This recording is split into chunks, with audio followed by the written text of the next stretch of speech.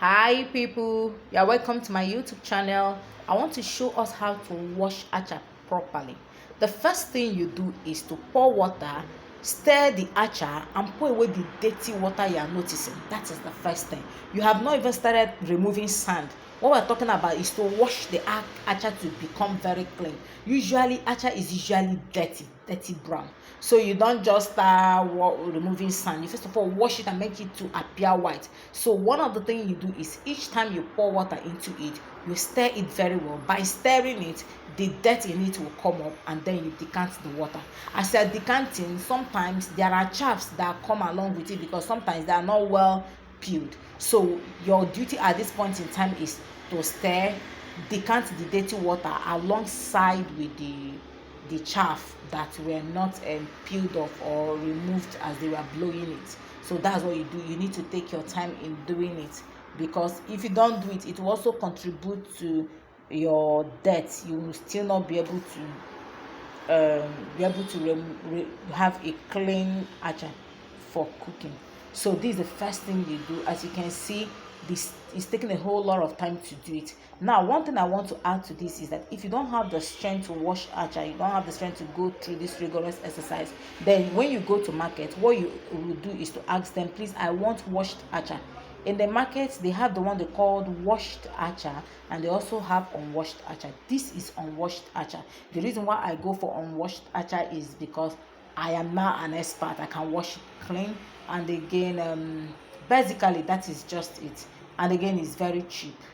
Okay, if unwashed acha is like 2,000, maybe washed one could be 1,000 naira. But even if you buy the washed acha, that does not mean it will not have sand. It will still have sand. The only thing is this very aspect I'm doing now, they have done it for you. Okay, so after you stir and decant the water and it's now looking a little bit white, then you start using your hand to rub against the acha. As you're rubbing it, the dirty water that is coming out, you keep decanting it until it becomes clean.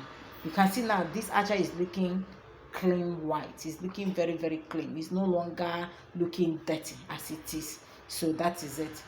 So even though you've gotten the water, at the time you will stop it when you now notice that the water is not clean, like normal water that you can drink, as you can see here. That is when you now know, okay, I've been able to wash this acha clean. Then the next thing you will now do is to look for how to separate the acha from sand. Okay, so even here now I'm still trying to remove some of the grain, the chaff that were not kind of blown off during the time it was peeled. So that is still what I'm doing. But you can notice here that the water already is very clean, telling you that I've already washed the acha. The acha itself is clean now. It's just running to separate sand from it. Now bear in mind that sand has weight more than acha. So as you are putting the water and stirring, the sand will sediment underneath. It will sediment at the bottom. It will settle at the bottom. So what you do is to start looking for a way to separate the acha from the sand. So here, the first what I do is you stir. When you stir, you find out that the acha will rise up alongside with the water. So as you're trying to pour the water away, some of the acha will move into the pot with the water. So this time around, I'm pouring the water alone, leaving the acha that has gone into the pot to remain there. This acha that is inside the pot contains no sand. It doesn't have any sand. So as I pour the water back into the basin, I will stir again. Then the acha that rises up, I will also decant it alongside with the water, and then I'll pour the water again. So as I'm doing it, more acha is going into the pot, and then I'll be having fewer quantity of acha in the basin. And this is what I'll keep doing. Before you do each one, you stir so that the sand will sediment and allow the plain acha to go up. So that is how it is done. It's actually, not that it's hectic, but you really need to be patient to get it right, because if you don't get it right and you cook it, oh my god, you regret it. So you see how as the water is going into the pot, some of the acha is going alongside with it.